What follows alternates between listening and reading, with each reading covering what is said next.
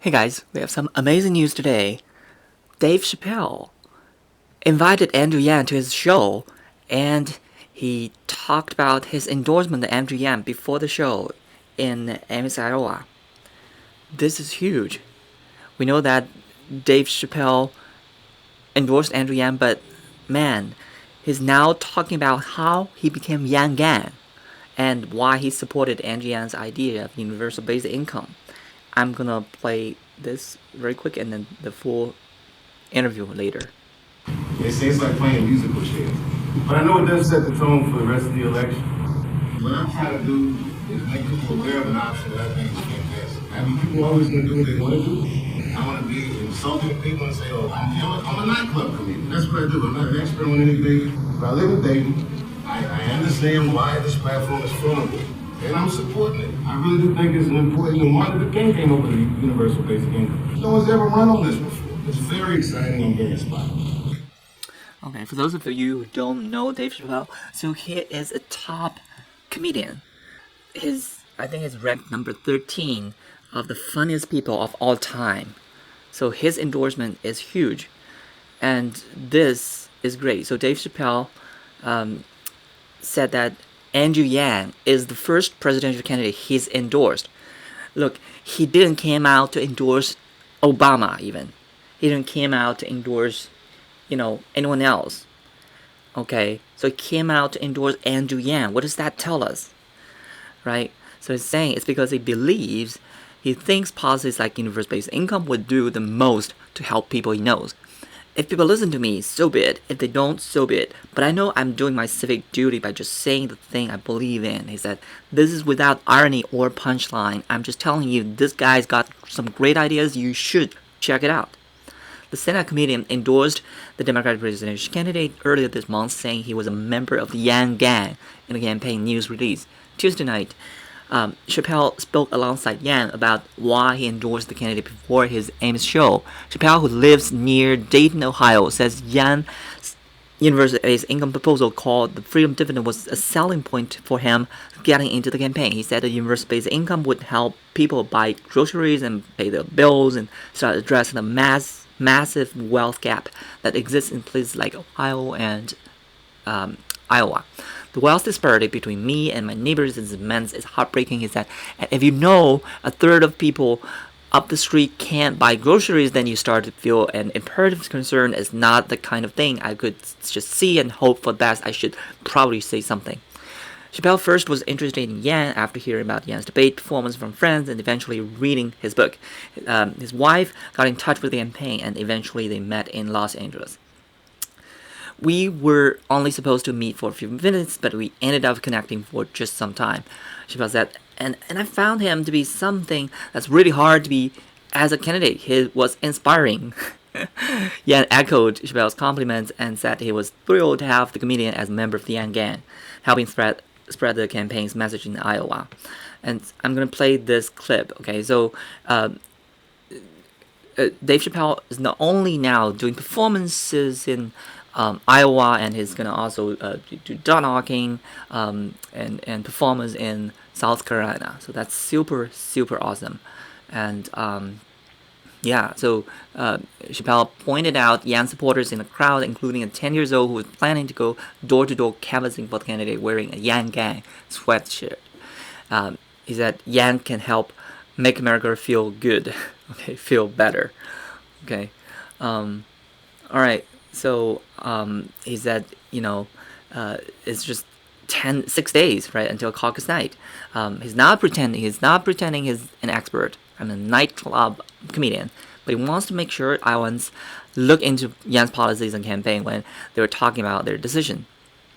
I don't know anything about your caucus process. I've asked locals about it. They say it's like playing musical chairs. But I do know it sets the tone for the rest of the election. Okay, so he doesn't know the exact details, but he still came all the way out to Iowa and South Carolina. That's just, I respect him just so much. I mean, for, he feels the responsibility, right, to tell people the truth that he believes in. Okay, and he does what the best he can to help promote the message. Young's message to the people who will need his policies, and who. So Young is the person who has the best policies that he think would help the people the most. Okay, I'm gonna play the clip for you now and hope you enjoy it. Hold on 1 second, first. You're just coming up? Okay. The floor is yours. Well, thank you all for being here. It's not something I'm really accustomed to doing, but I think it's important, so I'm here to do it. And if you got any questions, Dick, can you talk about how you learned about Andrew Yang and then what about his message you liked, and why did you decide to get involved with him? Okay, good question. First time I heard Andrew Yang, a friend of mine, I called a friend of mine after the first debates, one of the early debates. I said, I didn't see the debate. I said, who did you like? He said, I like the Chinese guy. I thought he was joking. And he told me about Andrew Yang. It was the first time I heard of him. Months later, when my special was coming out, Andrew posted something on Twitter saying, I like Dave Chappelle, he's one of my favorite comedians. And a bunch of my friends told me about him. I'm like, yeah, I heard of this guy. It just so happened that week, one of my neighbors had given me his book. I was on a flight, I read the book. Couldn't believe what I read. So I had my wife reach out to his campaign.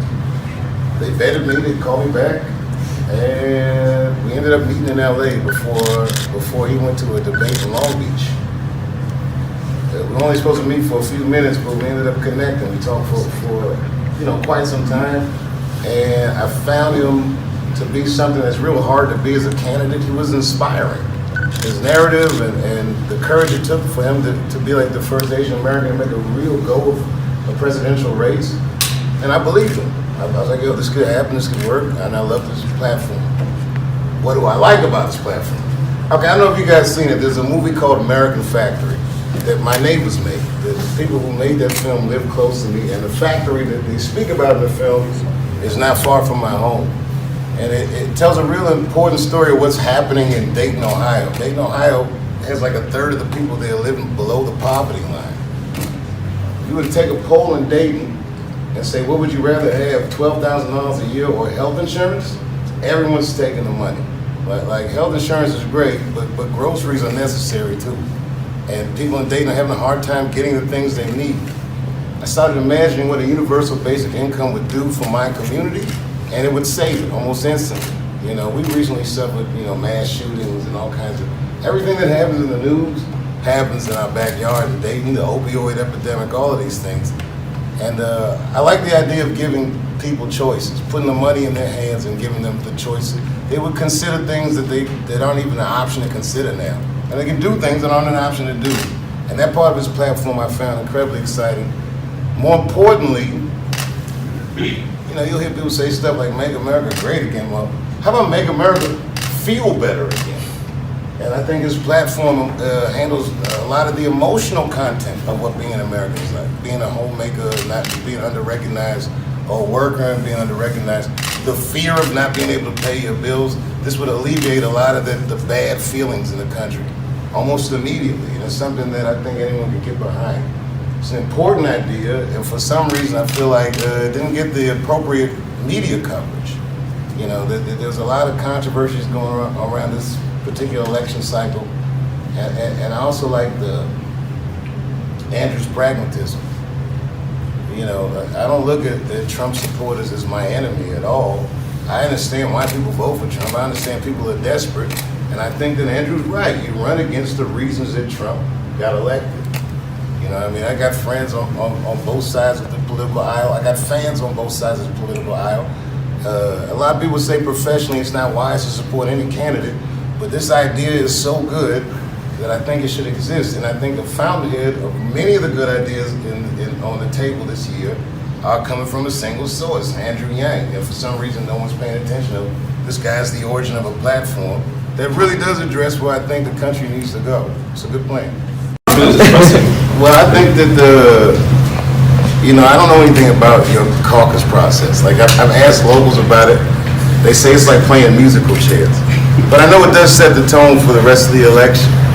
What I'm trying to do is make people aware of an option that I think is fantastic. I mean, people are always going to do what they want to do, I don't want to be insulting to people and say, oh, I'm a nightclub comedian. That's what I do. I'm not an expert on anything, but I live in Dayton.